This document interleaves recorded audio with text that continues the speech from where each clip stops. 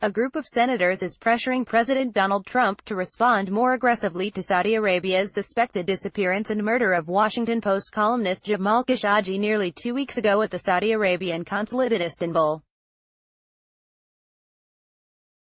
The lawmakers have invoked a novel legal mechanism from the Global Magnitsky Act to try to compel the Trump administration to investigate the fate of Khashoggi, a Saudi dissident who had been living in the United States. The bipartisan slate of 22 senators penned a letter requesting that Trump order an investigation and report back its findings within 120 days. The Magnitsky letter, Mitchell said, is a way of saying to the president, you are now under an affirmative requirement, legal requirement, to investigate this, which the administration did not want to do, investigate it with a time limit. Mitchell, who is NBC News' chief foreign affairs correspondent, was explaining the issue on the October 14 broadcast of Meet the Press. We were curious if she was right, so we decided to fact-check her.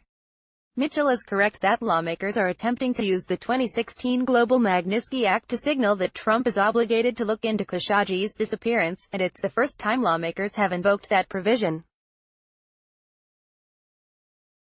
Here, we'll explore how the law works, as well as some of its possible limits. The Magnitsky letter that Mitchell referred to arrived at the White House October 10, about a week after Khashoggi's disappearance. The letter was a request from Sens. Bob Corker, R10, and Bob Menendez, DNJ, who are, respectively, the chairman and ranking member of the Senate Foreign Relations Committee. They were joined by 20 other senators, including Lindsey Graham, RSC, and Patrick Leahy, D. Vermont, the chairman and ranking member of the Senate Appropriations Subcommittee. The recent disappearance of Saudi journalist and Washington Post columnist Jamal Khashoggi suggests that he could be a victim of a gross violation of internationally recognized human rights, the senators wrote. Therefore, we request that you make a determination on the imposition of sanctions pursuant to the Global Magnitsky Human Rights Accountability Act with respect to any foreign person responsible for such a violation related to Mr. Khashoggi. Sergei Magnitsky was a Russian accountant who was tortured and died in 2009 in a Moscow jail after exposing Russian corruption, according to Human Rights Watch. In 2012, Congress passed a law bearing his name that sanctioned high-ranking Russian officials who were believed to have committed serious human rights violations. A second law, known as the Global Magnitsky Act, cleared Congress in December 2016. It extended the first law's accountability mission beyond Russia's borders by authorizing the executive branch to impose visa bans and other sanctions on human rights violators anywhere in the world. Congress also has a role to play. The process begins with the chairman and ranking member of an appropriate congressional committee sending the president a written request.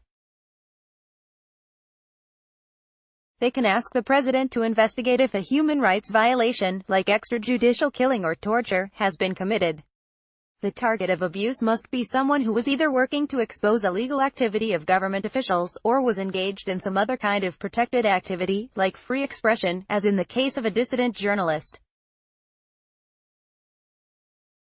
Under the law, the president has up to 120 days, from the time of the request, to determine if a human rights violation occurred. The law also states the president shall submit a classified or unclassified report to the committee's top members. That report should say whether the president will impose sanctions, and what they entail. According to some experts, despite the law's clear language, the president may not have to comply with the request, after all.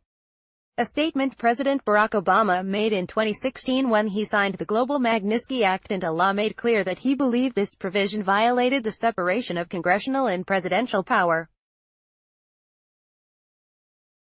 The provision purports to require me to determine whether a foreign person has committed a sanctionable human rights violation when I receive a request to do so from certain members of Congress, Obama wrote in a signing statement.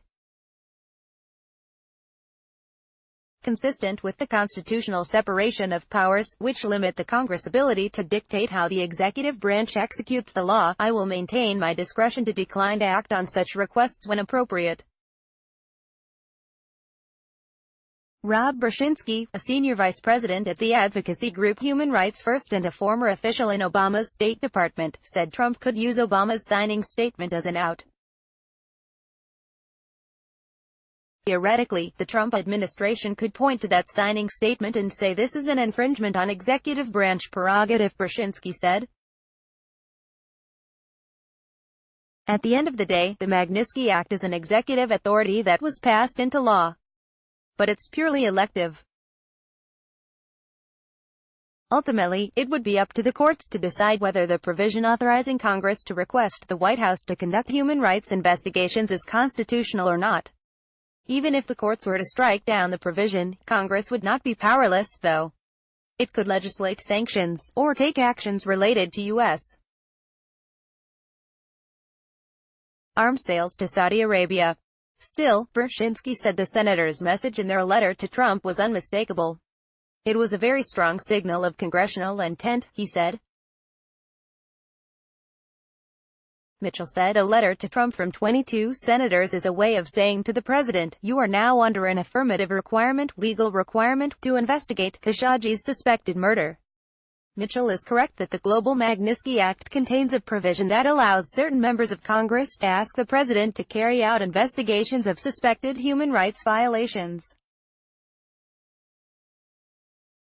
Experts agreed the letter sent to the White House by 22 senators was a clear signal of congressional intent to oblige Trump to look into the circumstances surrounding Khashoggi's disappearance.